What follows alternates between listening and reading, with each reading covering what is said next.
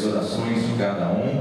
Cheguei de viagem esta semana, que Deus possa abençoar tremendamente a você que orou, que intercedeu, a você que esteve aí nesses dias clamando e colocando-se na brecha. Que Deus possa fortalecer e sustentar. Nós vamos orar pelas crianças, que é um engenheiro da NASA, ele vai estar ministrando a palavra de Deus. Deus tem mostrado, comprovado, né? Tudo que a Bíblia revela, Deus tem comprovado aí na ciência, cumprindo a palavra de Deus, que diz que nos últimos dias a ciência se multiplicaria. E Daniel Alves vai estar lá ministrando, vai ser uma bênção tremenda entre todos os palestrantes que também não serão diferentes. Temos aí alguns avisos. Salve a amada igreja na paz do Senhor Jesus. Amém. Maravilhoso estar orando a Deus com vocês esta manhã. Amém. Deus, ele é maravilhoso.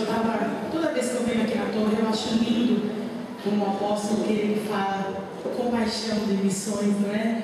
Nós temos que aprender a cuidar, né? Achei maravilhoso que Deus está mandando ferramentas, não é, apóstolo, para ajudarem na missão. Isso é maravilhoso.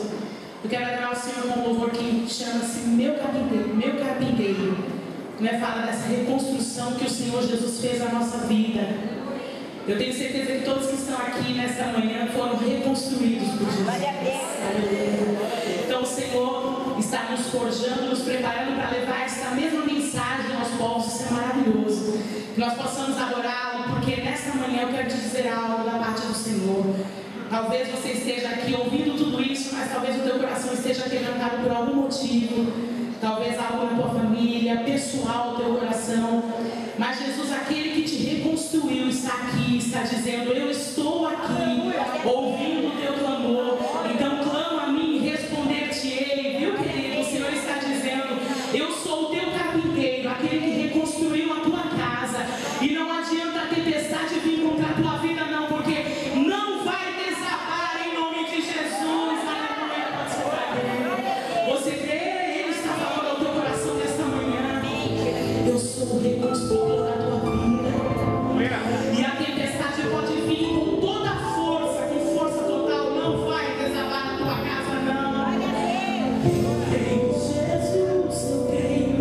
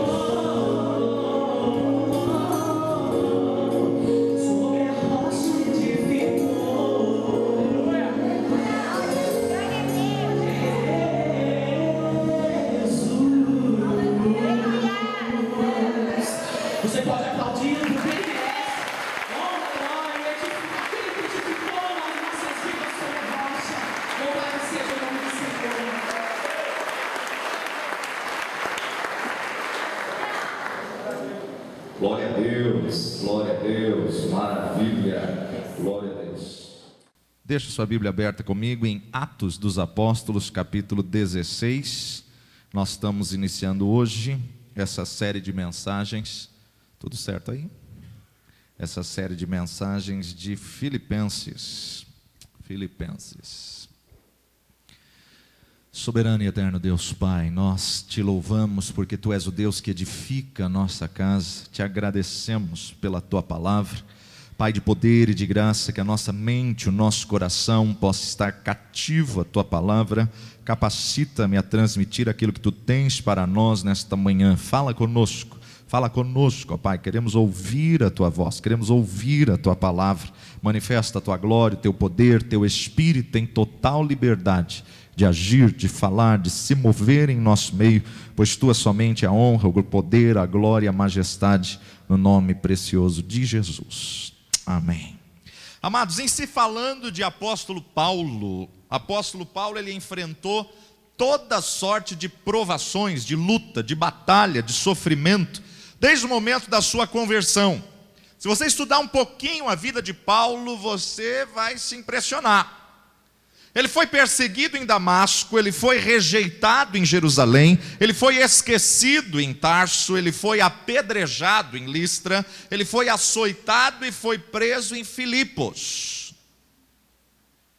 Filipos é a cidade onde ele abre uma igreja, a qual depois, quando ele está preso em Roma, ele escreve aos irmãos de Filipos. A carta que ele escreve aos irmãos de Filipos se chama Filipenses. A carta à igreja de Filipos. Mas em Filipos, a história dele foi que ele apanhou, ele foi para a praça pública, foi surrado, foi preso em Filipos. E mesmo com todo esse histórico que ele sofreu na cidade de Filipos, nós temos muitas coisas a aprender com Paulo, porque é a carta que ele escreve: regozijai-vos no Senhor. Outra vez vos digo, regozijai-vos, alegrai-vos no Senhor. Meu irmão, quando eu vejo a carta de Paulo aos Filipenses, a mensagem que a carta me traz é: quando Deus transforma o sofrimento em porta de entrada para o Evangelho. Talvez você esteja passando por uma luta, por uma provação, por um sofrimento. Mesmo neste vale que você está passando, tem alguém para ser alcançado pelo amor, pela graça, pelo perdão de Deus. Tem alguém para ser alcançado através da sua vida, porque Paulo é o que nos ensina que todas as coisas cooperam para o bem dos que amam e servem a Deus. Ainda que você não esteja entendendo o tsunami espiritual que passou na sua vida, Deus está no controle de todas as coisas. Eu preciso só discernir em que isso está contribuindo. Então em Filipos foi o local onde ele foi açoitado, onde ele foi preso. Ele foi escorraçado em Tessalônica, ele foi enxotado de Bereia, ele foi chamado de tagarela em Atenas, ele foi chamado de impostor em Corinto. Ele enfrentou feras, bestas feras em Éfeso, ele foi preso em Jerusalém, ele foi acusado em Cesareia, ele enfrentou o naufrágio, na viagem com os presos que iam para Roma, foi picado por uma cobra na ilha de Malta. Mas ao chegar na maior metrópole do mundo da época, em Roma, na capital do império, Paulo escreve a carta aos Filipenses. Paulo escreve a carta dizendo que as coisas que lhes havia acontecido tinha contribuído para o progresso do Evangelho. As coisas que você está passando, está contribuindo para o progresso? Está contribuindo para glorificar o nome de Deus e refletir a imagem e semelhança de Cristo? Interessante que a palavra progresso na língua grega, ela só era usada quando se falava dos engenheiros que abriam estradas, que abriam caminhos, para que as viagens do imperador fossem mais fáceis. Eles abriam estradas para que ele pudesse passar com suas carruagens. Agora vamos ver como que Paulo começa o seu relacionamento com a cidade de Filipos. Como que Paulo começa, qual o desejo, como que Paulo abriu a igreja em Filipos. Nós vamos ler um texto um pouco longo, mas eu peço que você preste atenção aí. Atos dos Apóstolos, capítulo 15. Atos dos Apóstolos, capítulo 15, a partir do verso 40 até a conclusão da segunda viagem. A segunda viagem missionária de Paulo, Silas e Timóteo o acompanham. 15:40. E Paulo, tendo escolhido a Silas, partiu, encomendado pelos irmãos à graça de Deus, e passou pela Síria e Cilícia, confirmando as igrejas. Confirmando seria renovando o ânimo, fortalecendo aqueles que estavam desanimados, fracos. Paulo passa confirmando o ânimo. Verso 1 do capítulo 16. Chegou a Derbe e Listra, e eis que estava ali um certo discípulo por nome Timóteo, filho de uma judia que era crente, mas seu pai grego, do qual dava um bom testemunho aos irmãos que estavam em Listra e em Icônio. Paulo quis que esse fosse com ele, e tomando-o, o circuncidou por causa dos judeus que estavam naqueles lugares, porque todos sabiam que seu pai era grego. E quando iam passando pelas cidades, lhes entregavam para serem observados os decretos que haviam sido estabelecidos pelos apóstolos e anciãos em Jerusalém, de sorte que as igrejas eram confirmadas na fé e cada dia cresciam em número. Passando pela Frígia e pela província da Galácia, foram impedidos pelo Espírito Santo de anunciar a palavra na Ásia. Foram impedidos pelo Espírito Santo. Quando eu li esse trecho, irmão, eu sempre ficava questionando: meu Deus, mas Jesus que ordenou, ide por todo mundo e pregai o evangelho a toda criatura, como que o Espírito Santo impede? Não parece contraditório? Eu me lembro de uma das viagens que nós fizemos com o ônibus, alguns irmãos aqui estavam conosco. Nós fizemos de São Paulo a Acre. E quando nós estávamos com o ônibus de São Paulo a Acre, a hora que nós chegamos em Cuiabá, Mato Grosso, fomos impedidos pelo Espírito Santo. Foi impressionante. Estava 48 graus, uma loucura, terrível, terrível, terrível. As pessoas do ônibus começaram a passar mal. De repente uma pessoa do ônibus foi internada. De repente outra pessoa do ônibus foi internada. Eu chamei toda a equipe, voltamos para o ônibus, começamos a orar, começamos a clamar, começamos a buscar a direção de Deus. E Deus falou nitidamente: eu não quero que vocês preguem aqui agora.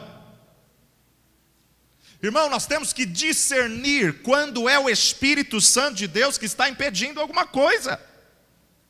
Muitas vezes não é Satanás, muitas vezes não é levante, muitas vezes não é resistência do inferno, muitas vezes é Deus dizendo: ei, pera. Muitas vezes espiritualizamos tanto as coisas, só que espiritualizamos só para o mal. Deus também para os seus filhos. Voltamos todos para o ônibus, clamávamos, orávamos, e Deus me falou nitidamente: eu não quero que vocês preguem o evangelho aqui agora. Sai agora, sai depressa e vai direto para o Acre.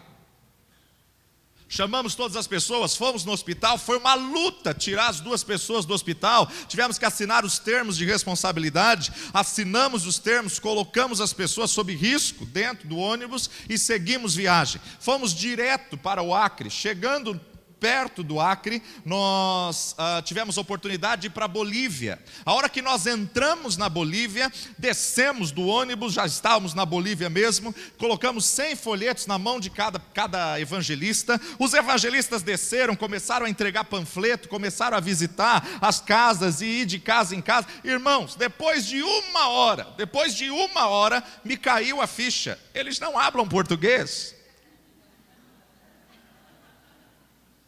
Chamei toda a equipe, falei: gente, o nosso material não é eficaz. Não, pastor, vem ver a fome que eles estão da palavra, vem ver a sede que eles estão do evangelho. Um dos evangelistas me puxou para dentro de um bar. A hora que eu entrei no bar, tinha 6 mesas de sinuca. Aqueles homens estavam todos sentados sobre a mesa. Um garoto, ele deveria ter por volta de 8 ou 9 anos, ele lia o folheto em português, ele traduzia para o castelhano. Ele lia em português, ele traduzia para o castelhano. E aqueles homens prestando atenção, tiravam o chapéu, apertaram o chapéu no peito e prestavam atenção em cada palavra que aquele garoto traduzia. De repente, num trecho do folheto tem: e se você quer receber Jesus como Senhor e Salvador, repita essa oração comigo. Amados, nós vimos aqueles homens repetindo a oração de um garoto que traduzia.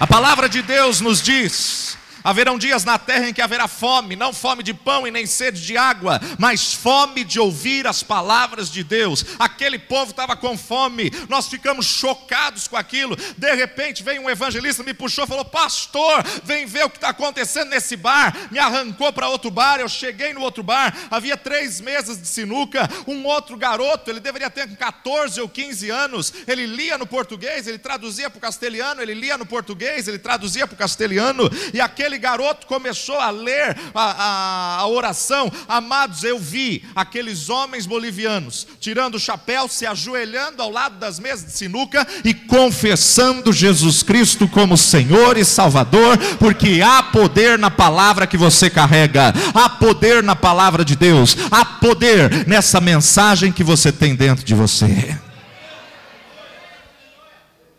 Reunimos toda a equipe, estávamos voltando ao Brasil. A hora que nós entramos na estrada que dava de retorno ao Brasil, a fronteira fechou. Quando a fronteira fechou, eu entendi que nós, na verdade, íamos demorar muito tempo, porque os carros da frente estavam todos descendo do carro e debruçando sobre o carro. Chegou um evangelista para mim e falou assim: pastor, de duas uma. Eu falei: o quê? Ou a gente desce e evangeliza todos esses carros, ou nós vamos naquela casinha lá em cima, opa, depois da segunda montanha. Eu falei: as duas.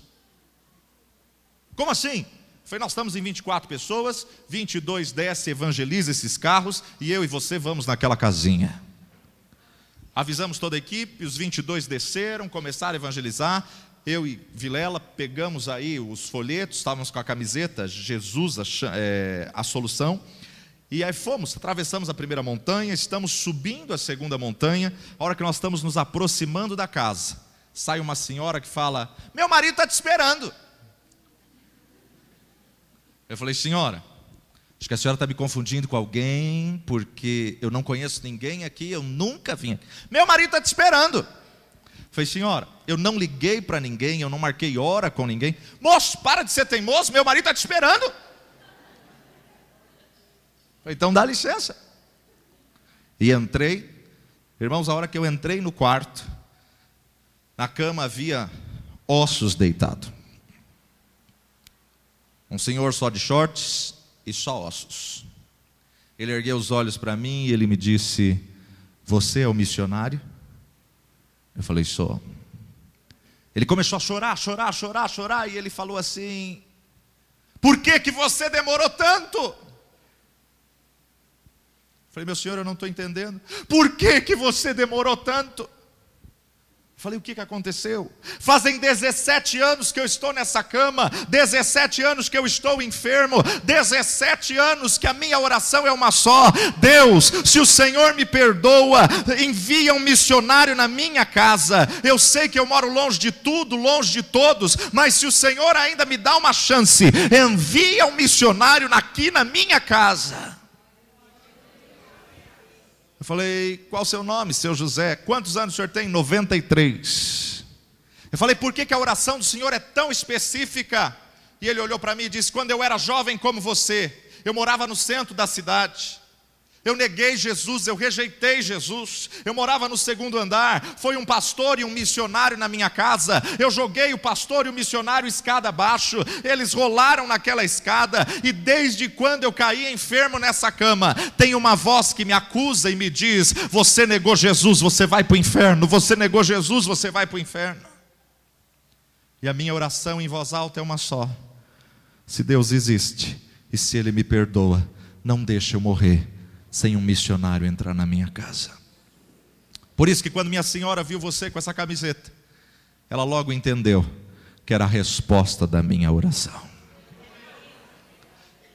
Saímos dali, Ele aceitou Jesus, foi linda a conversão dele, a oração dele. Saímos dali, voltamos para o Brasil, entramos no Acre, e a hora que nós entramos no Acre, linda cidade, Rio Branco, as televisões da via principal, muitas lojas e as televisões, os televisores da via principal estavam anunciando uma chamada extraordinária da Rede Globo, que uma ponte que nós tínhamos passado há pouco tempo atrás tinha caído e desabado, e os carros e ônibus que ali estavam tinham todos desabado. Aí nós entendemos por que fomos impedidos pelo Espírito Santo de pregar naquela hora. Existem coisas que o Espírito Santo nos impede e que nós não entendemos no momento. Mas, meu amado, entendendo ou não, eu tenho que crer no que a palavra me diz, que todas as coisas cooperam para o bem dos que amam e servem a Deus. Deus está no controle de todas as coisas e Deus não perde o controle de todas as coisas. Paulo, Timóteo, Silas, passando pela Frígia e pela província da Galácia, fomos impedidos pelo Espírito Santo de anunciar o Evangelho na Ásia. 16:7. Quando chegaram a Mísia, intentavam ir para Bitínia, mas o Espírito de Jesus não lhe permitiu. E tendo passado por Mísia, desceram a Troade. E teve Paulo de noite uma visão, em que se apresentava um varão da Macedônia que lhe rogava, dizendo: passa a Macedônia e ajuda-nos. Passa a Macedônia e ajuda-nos. Ele teve uma visão, ele entendeu que essa visão era a direção do Espírito Santo de Deus, ele entendeu que era Deus o chamando. Logo depois desta visão, procuramos partir para a Macedônia, concluindo que o Senhor nos chamava para lhes anunciarmos o Evangelho. Navegando de Troade, fomos correndo em caminho direito para Samotrácia, e no dia seguinte para Neápolis. E dali para... Está aqui, onde começa a igreja de Filipenses. Está aqui onde começa a obra em Filipenses. Agora, amados, vamos ver qual foi o começo da obra, qual foi a recepção de Paulo em Filipos, para ele escrever uma carta de gratidão, para ele escrever uma carta: alegrai-vos sempre no Senhor. Outra vez vos digo, alegrai-vos, regozijai-vos no Senhor. Outra vez vos digo, regozijai-vos. Dali partimos para Filipos, que é a primeira cidade desta parte da Macedônia. Ou seja, Filipos é em Macedônia, é uma colônia. E estivemos alguns dias na cidade. Verso 13: no dia de sábado, saímos fora das portas para a beira do rio, onde julgávamos haver um lugar para oração. E assentando-nos, falamos às mulheres que ali se ajuntaram. E uma certa mulher chamada Lídia, vendedora de púrpura, da cidade de Tiatira, e que servia a Deus, nos ouvia. E o Senhor lhe abriu o coração para que estivesse atenta ao que Paulo dizia. Depois que foi batizada, ela e sua casa nos rogou, dizendo: se haveis julgado que eu seja fiel ao Senhor, entrai na minha casa e ficai ali. E nos constrangeu a isso. E aconteceu que, indo nós à oração, nos saiu ao encontro uma jovem que tinha um espírito de adivinhação, a qual, adivinhando, dava grande lucro aos seus senhores. Esta, seguindo a Paulo e a nós, clamava dizendo: estes homens que nos anunciam o caminho da salvação são servos do Deus Altíssimo. Isto fez ela por muitos dias. Esse espírito de adivinho perseguia Paulo, dizendo: estes homens que vos anunciam o evangelho da salvação são servos do Deus Altíssimo. Mas Paulo, perturbado, voltou-se ao Espírito e disse: em o nome de Jesus Cristo te mando que saias dela. E na mesma hora saiu. E vendo seus senhores que a esperança do seu lucro estava perdida, prenderam a Paulo e Silas e levaram à praça pública, à presença dos magistrados, e apresentando-os aos magistrados, disseram: estes homens, sendo judeus, perturbaram a nossa cidade e nos expõem costumes que não nos é lícito receber nem praticar, visto que somos romanos. E a multidão se levantou unida contra eles, e os magistrados, rasgando-lhe as vestes, mandaram açoitá-los com varas. Havendo-lhes dado muitos açoites, os lançaram na prisão, mandando ao carcereiro que os guardasse com segurança, o qual, tendo recebido tal ordem, os lançou no cárcere interior e lhes segurou os pés no tronco. Perto da meia-noite, Paulo e Silas oravam e cantavam hinos a Deus.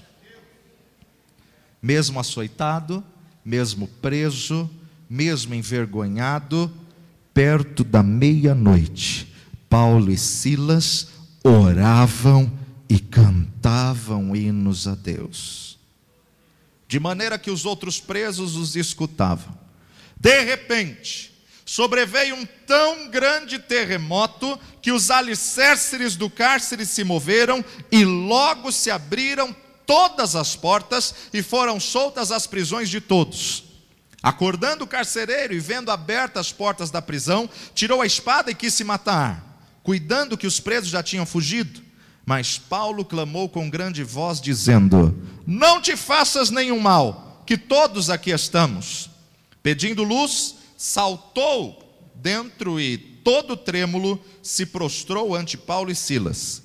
Tirando-os para fora, disse: senhores, que é necessário que eu faça para me salvar? E eles disseram: crê no Senhor Jesus Cristo, e serás salvo tu e a tua casa. E lhes pregaram a palavra do Senhor e a todos os que estavam em casa, e tomando-os ele consigo naquela mesma hora da noite, lavou-lhes os vergões e logo foi batizado, ele e todos os seus. Então, levando-os à sua casa, lhes pôs a mesa, e na sua crença em Deus, alegrou-se com toda a sua casa. E sendo já dia, os magistrados mandaram quadrilheiros, dizendo: soltai aqueles homens. O carcereiro anunciou a Paulo essas palavras, dizendo: os magistrados mandaram que vos soltasse agora, pois saí e ide em paz. Mas Paulo replicou: açoitaram-nos publicamente e sem sermos condenados, sendo homens romanos, nos lançaram na prisão, e agora encobertamente querem nos lançar fora? Não será assim, mas venham eles mesmos e tirem-nos para fora. E os quadrilheiros foram dizer aos magistrados essas palavras, e eles temeram, ouvindo que eram romanos. Então, vindo, lhes dirigiram súplicas, e tirando-os para fora, lhes pediram que saíssem da cidade. E saindo da prisão, entraram na casa de Lídia, e vendo os irmãos, os confortaram, e depois partiram. Tem inúmeras lições que eu poderia tirar, extrair daqui. A primeira delas: Paulo, Silas, Timóteo, eles queriam ir para a Ásia, e o Espírito do Senhor fala: não. Eles queriam pregar em outro lugar, e o Espírito do Senhor fala: não. E de repente ele dorme e tem um sonho, e aparece um homem da Macedônia e diz: atravessa a Macedônia e nos ajuda. Quero abrir um parênteses aqui, meu irmão, minha irmã. O fato de você estar no centro da vontade de Deus para a sua vida não te isenta de passar por provas. O fato de você estar no centro da vontade de Deus para a sua vida não te isenta de ser provado, de passar por lutas, de passar por tribulações. Meu irmão e minha irmã, Silas poderia ter olhado para Paulo e ter dito: eu acho que você teve uma revelação da carne. Paulo, você tem certeza que você sonhou? Você tem certeza que esse homem da Macedônia foi da parte de Deus? Estamos vivendo um tempo na igreja, meu irmão, que as pessoas não têm estrutura para serem provadas. Estamos vivendo um tempo na igreja em que qualquer luta, qualquer prova, pensa-se em abandonar o evangelho, em abandonar todas as coisas. Paulo estava buscando direção para pregar o evangelho, foi surrado, apanhou em praça pública, rasgaram suas vestes, os vergões estão sangrando, e perto da meia-noite, ele está louvando e adorando ao Deus eterno, ele está louvando e adorando ao Deus Todo-Poderoso. Se você está sendo provado, se você está passando por tribulação, por estar servindo o nome do Senhor, glorifica e exalta a Deus, porque Deus vai mover os alicerces do cárcere, Deus vai abrir as cadeias, Deus vai abrir as prisões, e se Deus está permitindo você passar pelo vale, é porque tem vidas a serem alcançadas, e uma vida vale mais do que o mundo todo.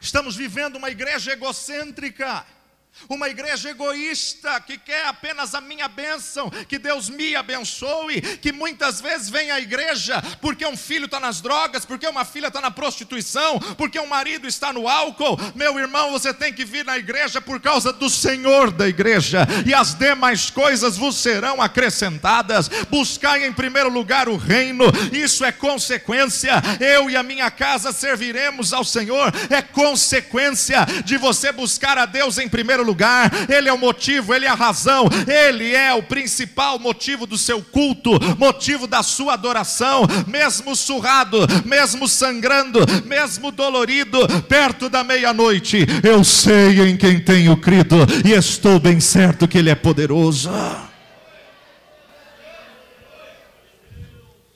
Estamos vendo uma geração que, se Deus não me abençoar, eu não sirvo mais. Você vai servir a quem? Ah, se Deus não fizer isso na minha vida, eu não vou mais para a igreja. Tá bom, vai para o inferno então.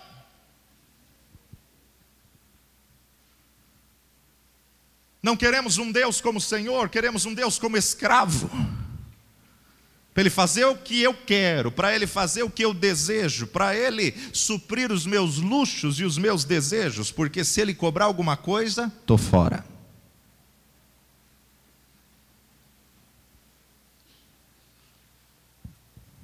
Ele ouve da parte de Deus, que se aparece num varão da Macedônia que diz: atravessa a Macedônia e ajuda-nos.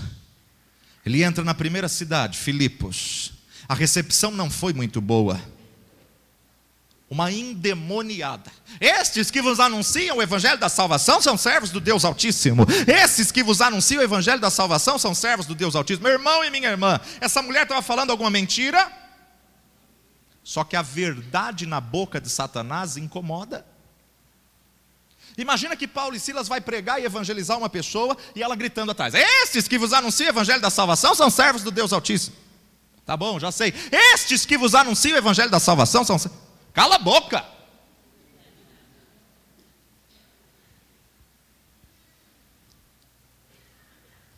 Uma segunda coisa que eu aprendo aqui é que o Paulo, o próprio apóstolo Paulo, com o gabarito que ele tem, ele não discerniu instantaneamente que era o diabo. O texto me diz que depois de muitos dias, verso 17 e 18, esta, seguindo a Paulo e a nós, clamava dizendo: estes homens que nos anunciam o caminho da salvação são servos do Deus Altíssimo. Isto fez ela por muitos dias.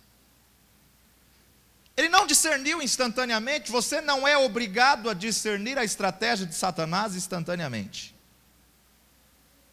Mas mesmo assim você tem que estar ligado no Espírito, porque a hora que você discernir, em o nome de Jesus eu te ordeno, sai dela. Instantaneamente a mulher foi liberta. Agora, Paulo não estava preocupado com as consequências daquela libertação. Paulo expulsou aquele demônio e foi levado à praça pública, foi chicoteado, rasgaram suas vestes. Irmãos, o cárcere interior, a prisão em Filipos, ela era na junção de duas montanhas, e o cárcere interior é aquele último lá embaixo. seria a cela de segurança máxima. E diz a história, nós vamos conferir isso agora, quando a gente for para lá, que a gente vai passar em Filipos. Mas diz a história que ele estava com as pernas o mais aberto possível, quase nu, amarrado aos troncos, os braços amarrados aos troncos, a céu aberto, aonde no meio da sua perna passava o esgoto da prisão todinha.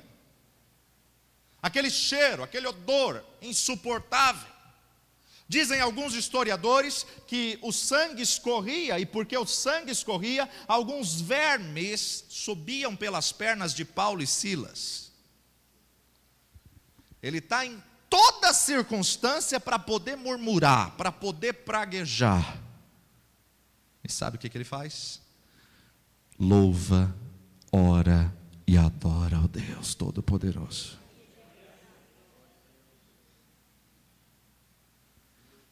Quase nu, estava passando frio, cansado, com sono, mas amarrado nessa posição, não tinha nem o direito de deitar na prisão. E ele não cantava baixinho, não. Ele cantava com voz alta, de maneira que os outros presos o escutavam. Gostaria muito de saber que canção que Paulo estava cantando. Chegando lá no céu a gente pergunta. Mas eu posso imaginar a cena, irmãos, e ouvir. Sim, eu amo a mensagem da cruz, até morrer eu a vou proclamar. Levarei eu também minha cruz, até por uma coroa trocar. Quando o inferno inteiro está esperando uma murmuração da tua boca, quando o inferno inteiro está esperando você falar: cadê Deus? Senhor, eu só fui expulsar um demônio. Senhor, eu só fui ouvir a tua voz. Eu só fui obedecer a tua vontade. Eu só fui obedecer a tua direção. Quando o inferno inteiro estiver esperando essa fala da sua boca, erga a tua voz e começa a dizer: sim, eu amo a mensagem da cruz, até morrer eu a vou proclamar. Levarei eu também minha cruz, até por uma coroa trocar.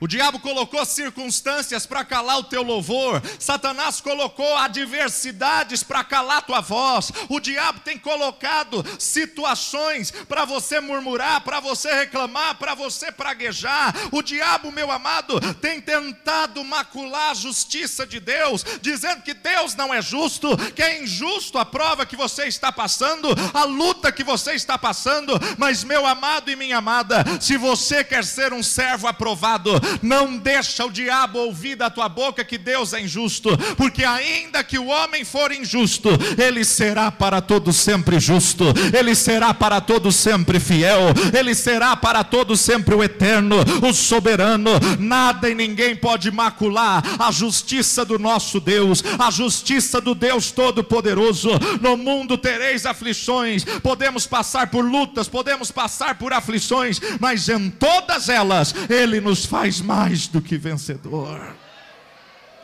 Não deixa o diabo macular a fidelidade de Deus na sua vida. Ele é fiel, Ele é fiel, Ele é fiel. Nada e ninguém podemos passar por tristezas, podemos passar por angústias. Esse foi o começo da igreja de Filipos. Essa era o cenário que Paulo escreve aos filipenses. E falando em Filipos, ele se lembrava da prisão, ele se lembrava do sangue, ele se lembrava, meu amado, daquele demônio que ele expulsou de adivinhação, ele se lembrava da prova, do preço. Mas ele olhou e ele disse: vidas foram alcançadas, vidas foram transformadas. Meu irmão e minha irmã, se a tua luta, a tua prova alcançou uma vida, você pode erguer as suas mãos e pode glorificar e pode dizer: valeu a pena, valeu a pena, valeu a pena, ainda que for pelo amor de uma pessoa, valeu a pena, porque uma vida vale mais do que o mundo inteiro.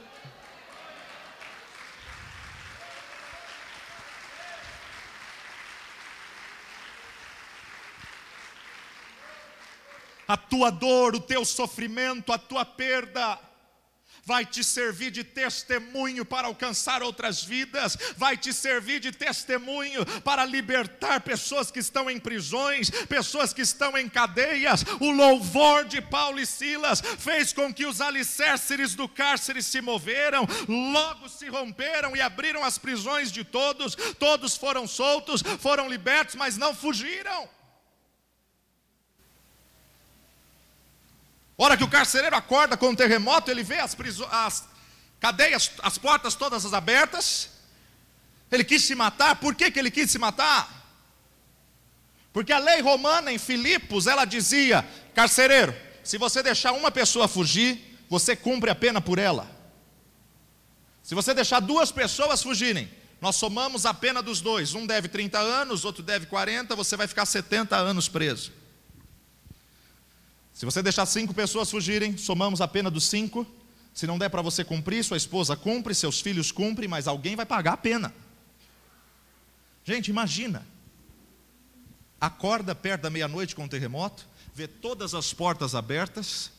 Se for para somar a pena de todos os presos, eu vou morrer na cadeia, meus filhos vão morrer na cadeia, minha esposa vai morrer na cadeia. É melhor eu matar a todos e me matar. Por isso que o texto diz que o carcereiro, vendo as portas abertas, quis se matar. E por isso que Paulo grita: não faças nada, que todos aqui ainda estamos. A glória do Senhor invadiu aquele presídio, que mesmo com as portas abertas, os criminosos não fugiram. Porque temos um Deus justo. O que eu devo fazer para ser salvo? Deus criou uma situação para aquele homem clamar por salvação. E meu amado e minha amada, Deus permite lutas, vales, adversidades e tribulações, e nos leva a situações para que as pessoas possam dizer: o que eu devo fazer para ser salvo? Você tem respondido como Paulo e Silas: crê no Senhor Jesus Cristo, e será salvo tu e a tua casa. Ele fecha de volta as prisões. No dia seguinte, os chefes dizem ao carcereiro: pode libertar Paulo e Silas. Ele vai para a casa do carcereiro, ele prega ao carcereiro, sua família toda aceita Jesus, lavam seus vergões, suas vestes, ele já batiza essa família. Só que Paulo, meu amado, não leva desaforo para casa. Eu fui preso publicamente, eu fui preso pela porta da frente, eu não vou sair pelos fundos. Diga a eles que eu sou romano e que eles que têm que vir me libertar. Nós temos que entender e diferenciar as coisas. Maturidade, aprender a discutir o problema sem envolver o coração. Você vê a maturidade de Paulo. Passa-se anos, ele vai para a segunda viagem, ele vai para a terceira viagem, e de repente ele está sendo condenado. Ele tem que ser apresentado em Roma, na capital romana, para ser condenado. E ali naquela situação ele se lembra da igreja de Filipos, ele se lembra da igreja que começou na casa de Lídia, e ele começa a escrever aos filipenses, ele começa a escrever aos irmãos da igreja de Filipo, a cidade que o ensinou que o sofrimento abre portas para o avanço do evangelho. E eu termino com 3 pontos aqui.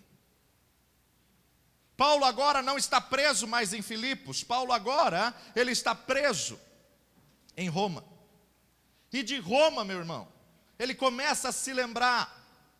De Roma, ele começa a encorajar de Roma, ele começa a escrever aos irmãos filipenses. O que Paulo entendeu é que o seu chamado, o seu ministério, não foi limitado com a sua prisão, pois ele se considerava prisioneiro de Cristo, embaixador em cadeias. O que Paulo entendeu é que se ele está preso, até a prisão contribui. Peraí, como que a prisão pode ser benefício? Como que a prisão pode ajudar a igreja? Eu vou escrever cartas, eu não posso estar lá, mas eu posso escrever para eles. Meu amado, o ministério de Paulo, ele foi ampliado com as suas cadeias. Cada cadeia, cada prisão que ele tinha, ele aprendeu, ele não nasceu sabendo, ele aprendeu. A igreja sentiu-se mais encorajada a pregar quando viu um apóstolo preso, incentivando, encorajando-os a pregar. É bem verdade que algumas pessoas passaram a pregar o evangelho por motivos errados, por motivos duvidosos, por motivações erradas, com propósito de despertar ciúmes em Paulo, mas ele tinha maturidade para dizer, se por ciúme, se por inveja, se por perseguição ou não, contanto que o evangelho do reino seja pregada. Meu amado, eles estavam pregando o evangelho, não uma outra mensagem, não uma palavra qualquer, mas há poder, e o evangelho é poder de Deus para todo aquele que nele crê. Paulo se regozijava em ver que o seu sofrimento estava abrindo portas para outros, sua luta, sua tribulação estava abençoando outras pessoas. Meu irmão e minha irmã, essa luta e essa prova que você está passando, ela tem nome, ela tem um propósito, ela tem algo de Deus, e você precisa aprender a discernir em que isso pode abençoar outras vidas. Por isso que Paulo se regozijava em ver que o seu sofrimento era motivo de levar outras pessoas a Cristo, em ver que a sua luta era motivo de produzir libertação àqueles que já estavam soltos, mas presos espiritualmente. Deus não desperdiça sofrimento na vida dos seus filhos. Todo sofrimento do Filho de Deus contribui. Quando a palavra de Deus fala os tesouros da obscuridade, obscuridade, irmão, é o vale, a prova. É a luta que você vai passar, e na luta você descobre um tesouro da revelação. Deus tem coisas novas para vidas aqui. Deus tem uma nova história, para que você entenda e possa dizer: foi-me bom ter sido afligido, para que eu pudesse aprender os teus estatutos. Até que você possa aprender que essa luta está contribuindo para o progresso do evangelho. Quer mais? Paulo estava preso em Roma, sob cuidados da guarda pretoriana. Para quem não sabe, a guarda pretoriana, ela tinha 16 mil soldados.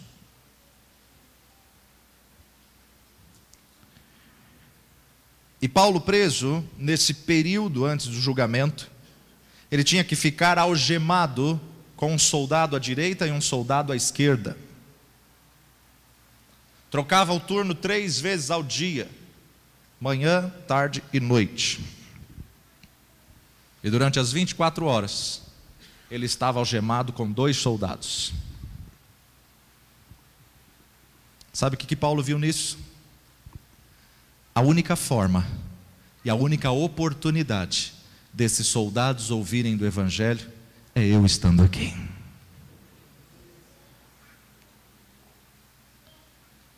Eu não sei quantos soldados foram trocados no período da prisão, mas eu posso te garantir uma coisa: todos os que passaram na casa de Paulo ouviram do evangelho. Não só ouviram do evangelho, como se converteram. Ele não tratou os soldados com raiva, ira e vingança. Abra lá comigo, Filipenses capítulo 4. A carta que ele está na prisão de Roma, que eu nem entrei em Filipenses ainda.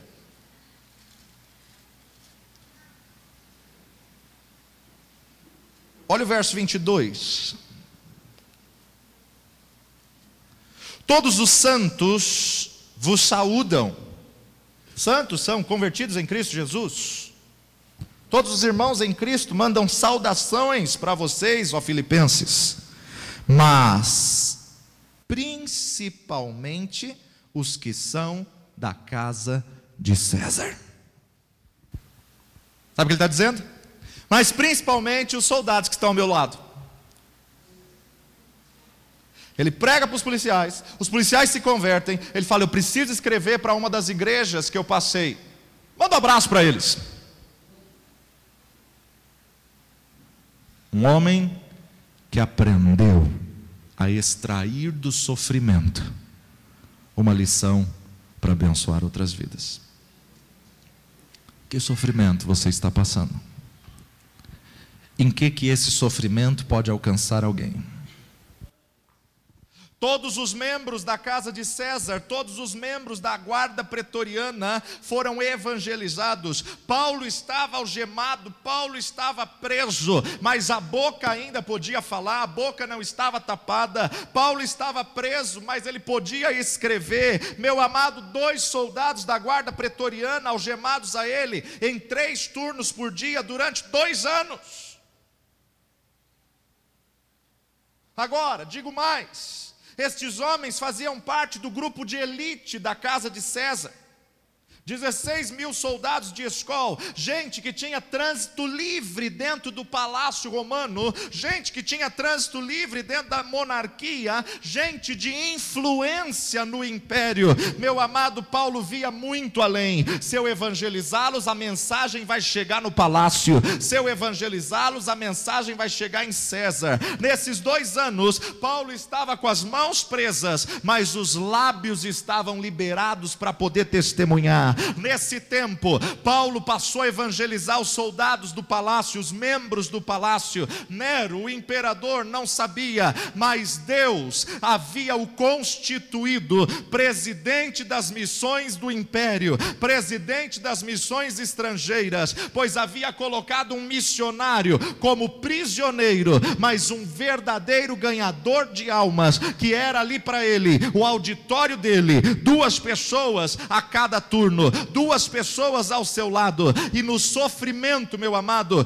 Paulo aprendeu a extrair uma fonte de águas vivas. Paulo aprendeu a extrair lição de benefício. Você tem que descobrir qual é o propósito, por que você está passando o que você está passando, quem que Deus quer alcançar através da sua luta, através do seu sofrimento, através do vale que você está passando, em que isso vai beneficiar. As cartas que Paulo escreveu da prisão foram abençoadoras. Ele não podia visitar as igrejas, mas ele começa a escrever cartas, que são verdadeiros tesouros até os dias de hoje. Dessa prisão romana, Paulo escreve Efésios, Filipenses, Colossenses e Filemão. Efésios, Filipenses, Colossenses e Filemão. Essas 4 cartas, essas 4 epístolas, têm luzeiros a brilhar para milhões e milhões de pessoas em todo o mundo. São cartas inspiradoras do Espírito Santo que nos edificam a igreja do Senhor Jesus Cristo, consolam o rebanho de Cristo, são instrumentos para levar os outros aos pés da cruz. Para qualquer observador desatento, a vida de Paulo estava à deriva, e pode se levantar e questionar e dizer: como um apóstolo, um servo do Senhor, preso desse jeito? Por todo lado onde ele estava, era açoitado, sofrimento, mas entendeu que Deus estava no comando de todas as circunstâncias, transformando os sofrimentos do apóstolo Paulo em abertura de portas, de novos caminhos para a propagação do Evangelho da paz. E verdadeiramente, de fato, essa leve e momentânea tribulação é para produzir em nós um peso de glória muito excelente. Abaixa sua fronte, feche os seus olhos. Você não precisa se desesperar no vale da dor. Você não precisa se desesperar no vale do sofrimento.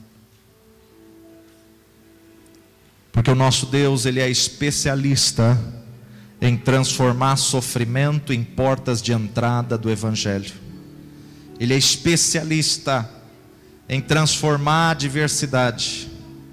Aos olhos humanos a tua causa parece perdida, mas aos olhos de Deus tem um propósito muito excelente, tem uma motivação, tem uma razão por que Ele te permitiu passar pelo que você está passando. Enquanto você não entender a razão, o motivo, você permanece na provação. Mas peça nessa manhã: Senhor, me mostra, me faz entender, Senhor, o porquê desse vale, o porquê desse sofrimento. Em que isso está contribuindo, que aos olhos humanos parece que não está contribuindo para nada. Quem que tem que ser alcançado por essa luta? Quem que tem que ser alcançado por esse testemunho, por esse vale, por essa prisão? Se você quer fazer essa oração comigo, vai se colocando em pé no seu lugar.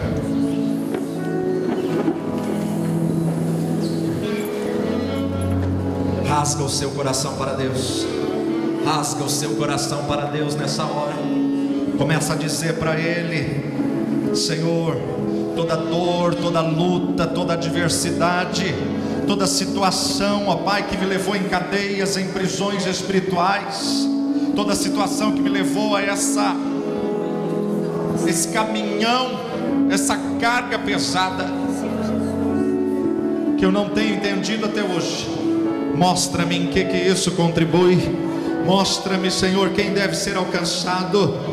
Deus de poder e de graça, Deus de aliança, Deus de maravilha, Tu és o Deus sobre todas as coisas, e a Tua palavra não pode mentir. A Tua palavra que nos garante: todas as coisas cooperam para o bem. Entendendo ou não, ó Pai, nós queremos declarar que todas as coisas cooperam para o bem. Seja esse vale, seja essa pressão, essa opressão, esse sofrimento, mostra-nos, ó Pai, mostra-nos, Senhor. Dá-nos sabedoria para passar pela prova, dá-nos sabedoria para passar pelo vale, dá-nos sabedoria, Pai, para entendermos que a Tua graça nos basta, a Tua graça nos basta. Levanta o que está caído, fortalece o que está fraco, renova as forças do abatido, Senhor. Há vidas aqui, Senhor, que estão em cadeias e prisões como Paulo e Silas. Ensina-nos a cantar na adversidade, ensina-nos a adorar o Teu nome, mesmo em meio ao vale, mesmo em meio ao sofrimento, mesmo em meio à dor. Que possa sair da nossa boca um sacrifício de louvor, que possa sair dos nossos lábios uma palavra de adoração. Que o diabo nunca extraia, nunca tire dos nossos lábios uma palavra de injustiça, mas que a cada situação possamos glorificar o Teu nome, adorar em todo o tempo e dizer: Tu és santo, santo, santo, santo, santo, santo é o Senhor dos exércitos. O Senhor